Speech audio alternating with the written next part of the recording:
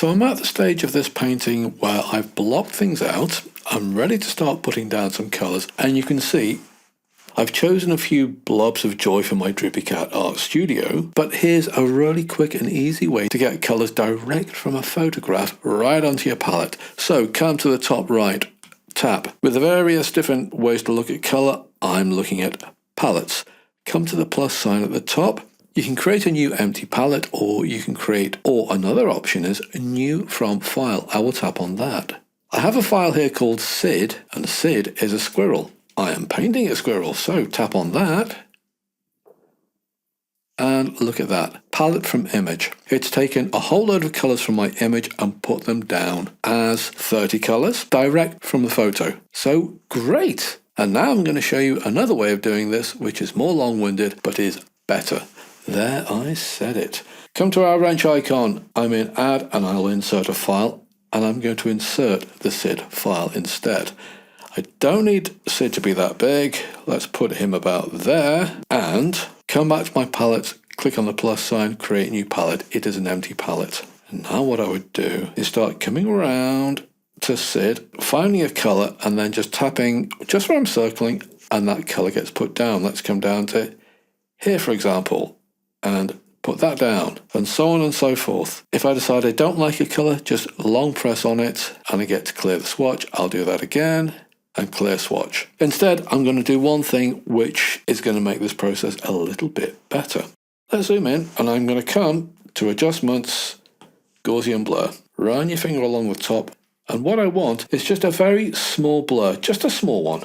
I'm going to go with 2% and tap anywhere else to commit to that. Now, the reason I do that is, look, if I undo it for a second and I come right up close and personal, for any one area of colour, let's take the ear. It's a real life photo. It's never actually just one area of solid colour. Look right up close and personal. Look at all those different variations of colour, which when you zoom out, kind of looks like one colour, but isn't. So I want to be sure that when I'm choosing, say, the brown of the ear, I'm getting a slightly averaged out brown. I don't want any surprises. So that is why 3-finger tap to redo. I blur things. So come back to our palette. Interestingly, I've got some completely light areas. I've got some light blue areas, and going through to darker like this. I might choose 1 or 2 areas around here. I'm trying to get it so things go darker gradually. Now, how you arrange this palette is up to you. I'm going down. Often I will go across. And what about the brown? I'll try and find one of the lightest browns, say there, do that. Then I'll try and find a darker brown, but a representative darker brown of the fur as a whole. Maybe kind of a mid-brown slightly. About there, bit deeper again, and the deepest tone that I can see. So why do I think this way is better?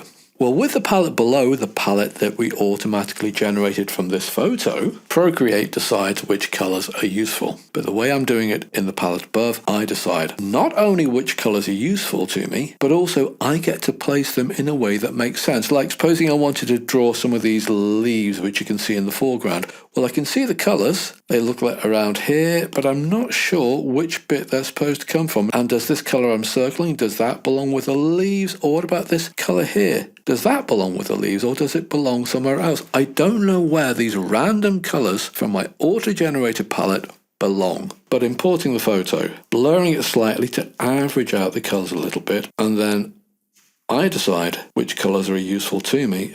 I have much more control, but I also have these lovely real-world colours which can make such a difference to your painting. Then, of course, final thing, I'm going to long hold to tap on there, and I'm going to name this Sid the Squirrel. If you can hit like and subscribe, that would do me a huge favour, and thank you for that. And in the links below, check out some top tuition plus a complete art studio in a box.